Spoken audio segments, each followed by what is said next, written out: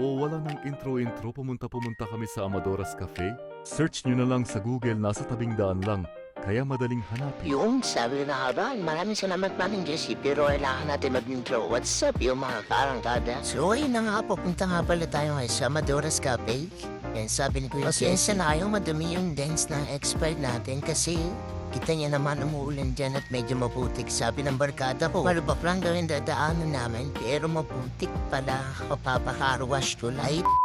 Tuwash pala. Ito nga pala kami dumaan sa medyo malubak para may drink. Kita niya naman, hindi lang malubak ang binigay nila. Matarit din pala sa DRT. Pero wenaya naman ni Najad. Si Najad nga pala yung pangalan ng motor ko. At kung titingnan nyo, Najad, ang ibig sabihin ay save you. At ayun, ang dami ko sa set. Nandito na nga pala kami, mga parang tada. 4 lang kami, pero ang sabi ni Kuya, bakit daw 6 yung in-order na? Sabi ko naman, Kuya, napupunta lang talaga kami sa mga cafe para kumain.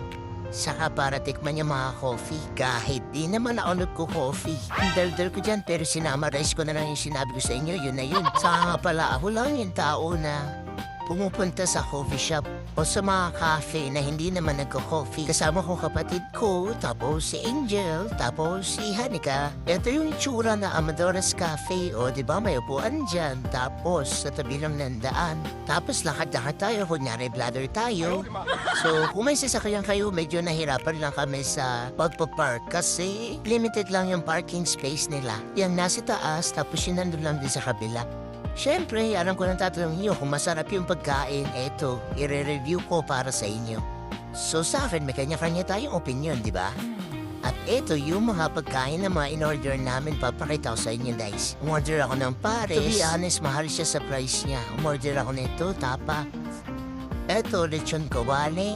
Siyempre, titikman na natin at kitang-kita yun naman gutom na gutom ako alas 3 or 3:30 na kami nakarating. So yan tapa, sobrang sarap niya para sa akin na. Mas gusto ko yung tapa kaysa din sa pares. Umorder rin ako ng Crawford kasi nagkikrave ako sa Crawford. To be honest, ito yung Crawford na pinakamasarap para sa akin sa lahat ng napuntahan namin. Alam mo yung mainit-init pa, tapos basta hindi ko ma-extend pero mainit-init pa siya. Tapos hindi siya tulad ng iba na pagka hinati mo o hiniwa mo, sobrang hirap hiwa. Ito parang fresh na fresh siya talaga. At grabe, pinatikim ko din sa kanila pero ako lang talaga yung nakaubos dahil na to. And sa drinks naman, halos same lang sila ng mga pinuntahan namin. So, ayun lang. Punta kayo, try nyo rin. Maganda rin naman yung ambience. So, paano? Tara, uwi na tayo. See you mga karangkada. Hanggang sa muli. Next.